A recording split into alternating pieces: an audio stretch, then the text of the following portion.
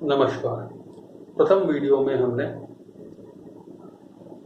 मुंथा और पंचाधिकारियों की गणना के बारे में जाना। दूसरे वीडियो में हमने लग्न ज्ञात करने के बारे में जाना था। आज हम बात करेंगे दृष्टि की।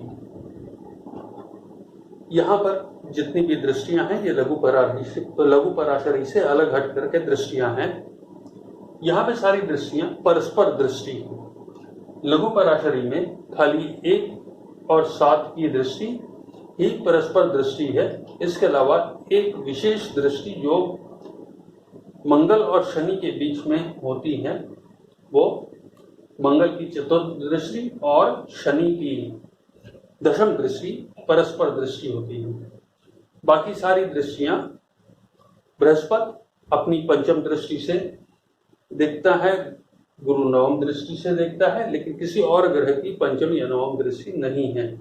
इसी प्रकार शनि की 3 और 10 भाव पर दृष्टि है और स्पेशल दृष्टि है, विशेष दृष्टि है, और अन्य किसी ग्रह की यह दृष्टि नहीं है।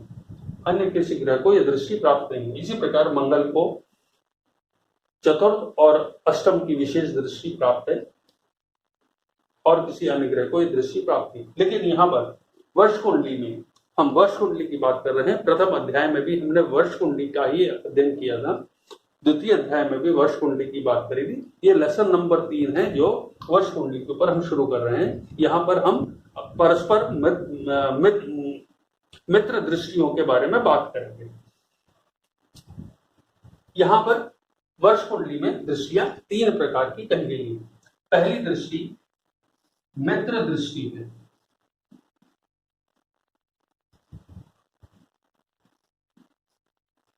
दूसरी शत्रु दृष्टि है।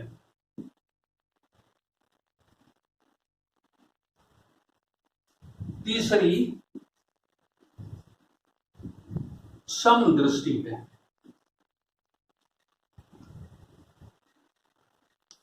सर्वप्रथम यहां पर मित्र दृष्टि 2 प्रकार की है। पहली है प्रत्यक्ष, दूसरी है गुप्त।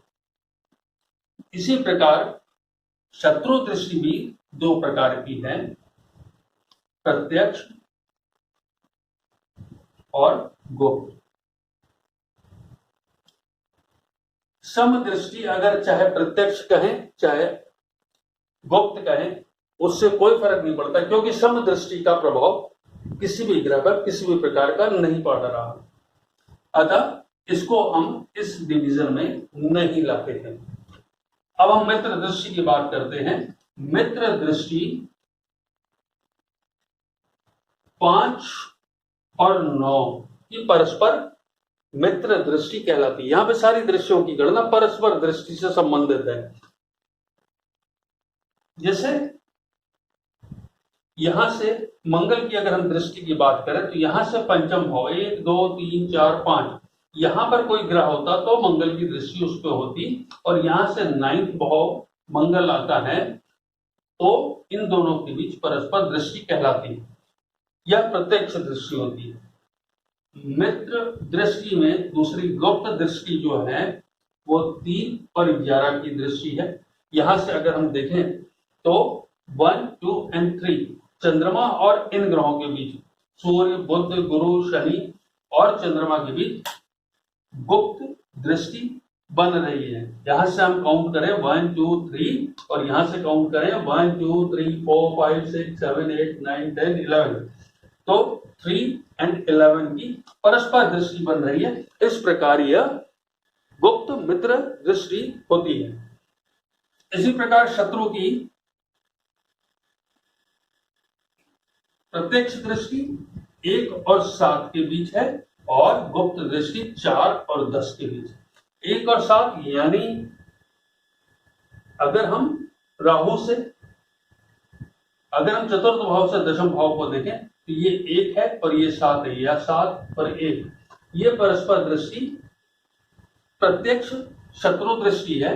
और यहां पर इन ग्रहों से या मंगल से अगर हम काउंट करें 1 2 3 4 और मंगल से अगर हमने काउंट किया तो चंद्रमा तक 4 आता है, 1 2 3 4, और चंद्रमा से हम काउंट करें 1 2 3 4 5 6 7 8 9 10, तो 4 और 10 की दृष्टि चंद्रमा और मंगल के बीच है, अर्थात इन दोनों के बीच गुप्त शत्रु दृष्टि है।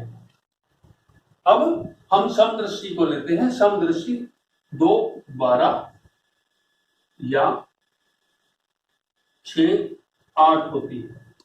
इस दृष्टि का कोई प्रभाव नहीं है और इसको गणना में लेने का कोई महत्व भी नहीं रह जाता, लेकिन फिर भी हम समदृष्टि को न अच्छा न बुरा दोनों स्वभाव के बीच में ले सकते हैं। इस प्रकार हम दृष्टि की गणना करते हैं। अब इस दृष्टि की गणना के साथ साथ एक बहुत ही महत्वपूर्ण भाग आता है जिसको हम दीप्तांश कहते हैं। दीप्तांश की गणना के बगैर दृष्टि की गणना पूर्ण नहीं होती है। दीप्तांश दो ग्रहों के बीच के अंशों के अंतर के संबंध के बारे में बताता है। जैसे सूर्य यहां 14 डिग्री है, 14 डिग्री एंड 8 मिनट्स, यहां चंद्रमा 1 डिग्री एंड 30 मिनट्स है। इन दोनों के बीच क्या दीप्तांश होगा तो ही यह दृष्टि परस्पर स्ट्रॉन्ग या बली मानी जाएगी, अन्यथा यह दृष्टि निष्क्रिय है। अब हम दीप्तांश की बात करते हैं। दीप्तांश का सरप्रथम चक्र बना लेते हैं।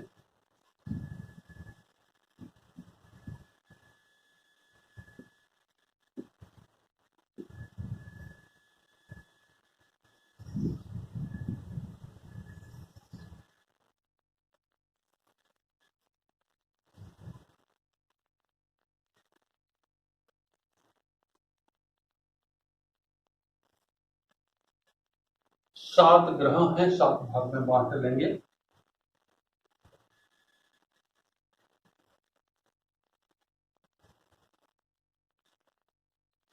सूर्य, चंद्र, मंगल, बुध, गुरु या बृहस्पति, शुक्र, शनि, ये हमारे 7 ग्रह हैं। अब इनके बीच जो दीप्तांश है उनकी अंशों को हम लिख रहे हैं। सूर्य 15 डिग्री का दीप्तांश है, चंद्रमा का 12 डिग्री का दीप्तांश है, मंगल का 8 डिग्री का दीप्तांश है, बुध का 7 डिग्री का दीप्तांश है, गुरु का 9 डिग्री का दीप्तांश है, शुक्र का 7 डिग्री का दीप्तांश है और शनि का 9 डिग्री का दीप्तांश है। यह दीप्तांश की गणना हम किस प्रकार करेंगे? यहां पर हमने देखा कि सूर्य और चंद्रमा के बीच गुप्त दृष्टि है, गुप्त मित्र दृष्टि है। 1 2 3 3 और 11 की गुप्त दृष्टि है। सूर्य के अंश और चंद्रमा के अंश हैं हमारे पास। हम यहां पर इस चार्ट से सूर्य और चंद्रमा के अंशों को ले लेंगे। सूर्य के अंश हैं 15 और चंद्रमा के अंश हैं 12। इन दोनों का एवरेज ज्ञात कर लेंगे, यानी इन दोनों को ऐड करके 2 से डिवाइड कर देंगे तो हमें एवरेज मिल जाएगा, that is 13 degree and 30 minutes. अब इसी प्रकार अब ये जो हमको एवरेज ज्ञात हुआ 13 डिग्री एंड 30 मिनट्स, अर्थात जिन दो मित्रों के बीच हम या शत्रुओं के बीच हम दीप्तांश की गणना कर रहे हैं वो 1 डिग्री से लगा करके 13 डिग्री एंड 30 मिनट्स के बीच होनी चाहिए। अगर नहीं है तो वह मित्रता इफेक्टिव या शत्रुता इफेक्टिव नहीं होगी। इस दीप्तांश के अंदर यदि दोनों के अंश आते हैं तो वह इफेक्टिव कार्यशील मानी जाएगी। यहां पर उदाहरण में देख लेते हैं। सूर्य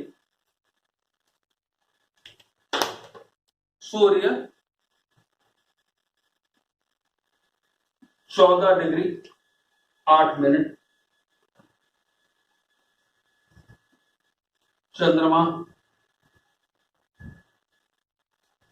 1 डिग्री और 30 मिनट्स का है। इन दोनों को ऐड करके 2 से डिवाइड कर एवरेज निकाल लेंगे, यानी 15 degree and 38 minutes divided by 2, that is 7 degree and 49 minutes आता है। अब ये 7 डिग्री 49 मिनट्स जो आया है, हम देखेंगे ये यहां पर जो हमने ये दीप्तांश निकाला था इसके अंदर ही, अतः हम ये कह सकते हैं कि सूर्य और चंद्रमा के बीच गुप्त मित्र दृष्टि है। आज हमने दीप्तांश और दृष्टि की गणना करना सीखा। अगले चतुर्थ भाग में हम पंचाधिकारी से वर्षेस ज्ञात करना जानेंगे तथा जो ग्रह मित्र शत्रु और समग्र हैं उनके विषय में भी जानेंगे। धन्यवाद।